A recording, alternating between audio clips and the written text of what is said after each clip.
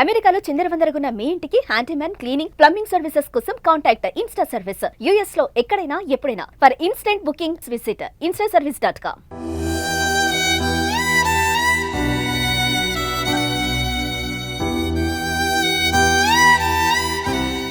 అహ్మదాబాద్లో air India విమాన ప్రమాదం ఎలా జరిగింది? టేకాఫ్ అయిన విమానం అకస్మాత్తుగా 5 నిమిషాలలోనే కూలిపోవడం అంతుచిక్కని మిస్టరీగా మారింది. అయితే ఈ ఘటనపైన నిపుణులు తమ అభిప్రాయాలను వెల్లడించారు. దర్యాప్తు జరిగితేనే కానీ అసలు విషయం ఏంటన్నది క్లారిటీ రాదంటున్నారు. అయితే పక్షి ఢీకొట్టడం వల్లే ప్రమాదం జరిగి ఉండవచ్చని నిపుణులు అంటున్నారు.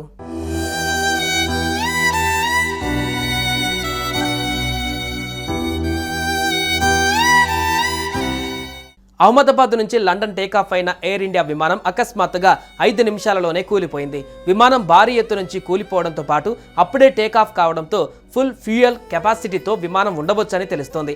అయితే నివాస ప్రాంతాలపైన విమానం పడిన సమయంలో ఒక్కసారిగా పేలుడు కూడా జరిగింది. ఈ ఘటనపైన నిపుణులు స్పందిస్తూ టేకాఫ్ సమయంలో విమానానికి పక్షి ఢీకొని ఉండవచ్చని, దాని కారణంగా విమానం టేకాఫ్కు అవసరమైన సరైన వేగాన్ని, ఎత్తును అందుకోలేక ప్రమాదానికి దారితీసి ఉండవచ్చని తెలిపారు.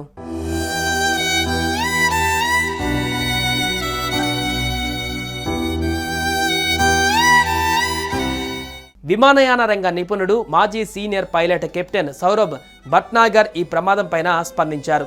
ప్రాథమికంగా చూస్తే ఇది కొన్ని పక్షులు ఢీకొన్న ఘటనలా కనిపిస్తుందన్నారు. దీనివల్ల 2 ఇంజన్లు శక్తి కోల్పోయి ఉండవచ్చని అంటున్నారు.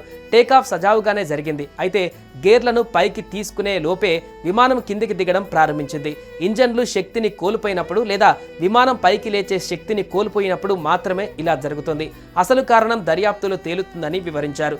దృశ్యాలను బట్టి చూస్తే టేకాఫ్ ఎలాంటి అవంతరాలు లేకుండానే జరిగినట్లుంది. విమానం నియంత్రిత పద్ధతిలోనే కిందకు వచ్చింది. పైలట్ మేడే కాల్ ఇచ్చారు. అంటే అది అత్యవసర పరిస్థితి అని అర్థమని చెప్పొచ్చు.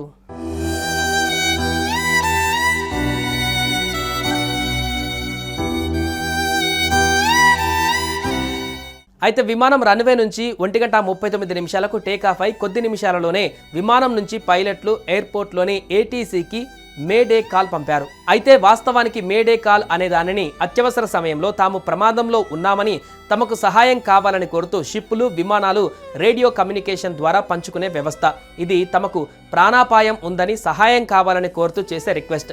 అయితే ఎయిర్ ఇండియా విమానం నుంచి ఈ కాల్ వచ్చిన తర్వాత ఏటీసీ విమానంలోని కెప్టెన్ను సంప్రదించేందుకు చేసిన కాల్స్కి ఎలాంటి రిప్లై రాలేదని అధికారులు వెల్లడించారు. ప్రస్తుతం విమాన ప్రమాద ప్రదేశంలో పరిస్థితులు చూస్తుంటే ఎయిర్ ఇండియా విమానం పూర్తిగా మంటల్లో కాలిపోయింది. ఇదొక విమానం అని గుర్తించలేని స్థాయిలో కాలిపోవడం చూస్తుంటే ప్రమాద తీవ్రత చాలా ఎక్కువగానే ఉంటుందని తెలుస్తుంది. ఈ ప్రమాదంలో ఎంతమంది మరణించారు, ఎంతమంది గాయాలతో బయటపడ్డారనే విషయాలు అధికారికంగా ప్రభుత్వం లేదా విమానయాన సంస్థ ప్రకటించే వరకు తెలియకపోవచ్చు.